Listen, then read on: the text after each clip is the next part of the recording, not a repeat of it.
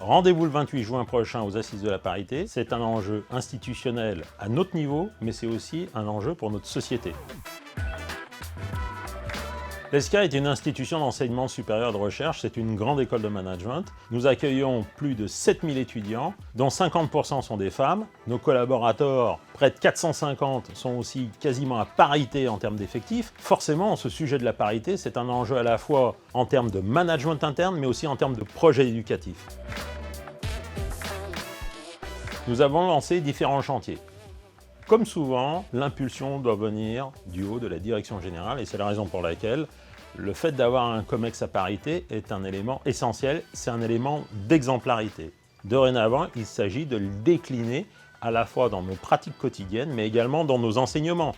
Concrètement, nous faisons aussi en sorte aujourd'hui d'accompagner nos étudiantes dans la négociation de leur salaire pour leur premier emploi ou leur stage. Mais de façon plus générale, la parité, c'est aussi le respect de l'autre. Et c'est la raison pour laquelle nous avons mis en place tout un dispositif de lutte contre les violences sexuelles et sexistes, à la fois au sein de notre institution, mais je dirais de façon plus large, en dehors de notre institution, lorsque nos étudiantes ou nos étudiants sont confrontés à des situations inacceptables.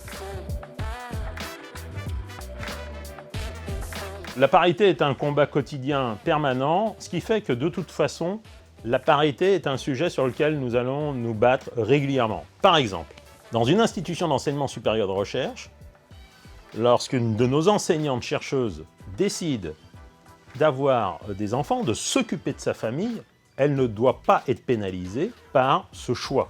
Au même titre qu'un de nos enseignants-chercheurs qui souhaiterait faire valoir son congé parental ne doit pas être pénalisé par ce choix. Ce qui nécessite inévitablement des dispositifs d'accompagnement pour que ces personnes qui ont décidé de quitter temporairement notre institution puissent revenir en bénéficiant d'un soutien pour reprendre un bon rythme en termes de publication scientifique et de poursuivre une carrière professionnelle fluide et naturelle.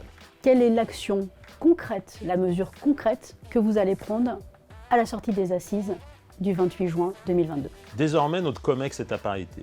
Il convient dorénavant de passer à l'étape suivante, celle de la deuxième ligne, celle des collaborateurs, des cadres, du management qui travaillent en lien direct avec ses membres du comité exécutif. L'objectif est donc de faire en sorte que d'ici 2025, nous arrivions à parité sur cette deuxième ligne au sein de notre institution et faire en sorte que ce ne soit plus non seulement une histoire de comité exécutif, mais que ce soit l'affaire de tout le monde. L'accélération du mouvement me semble assez évidente, pour une raison simple. C'est que nos organisations, notre société, sont confrontées à des transitions majeures dans les années à venir. C'est la raison pour laquelle nous ne pouvons pas nous passer du potentiel de la contribution de chacun et chacune des acteurs, des collaborateurs de notre institution. Mais je dirais de façon plus large, notre société doit comprendre qu'elle ne peut pas mettre de côté une partie de sa société, une partie de sa population pour relever les défis à venir. Rendez-vous le 28 juin pour les Assises de la parité 2022. Plus d'informations sur assises-parité.com. #Assises de la parité 2022.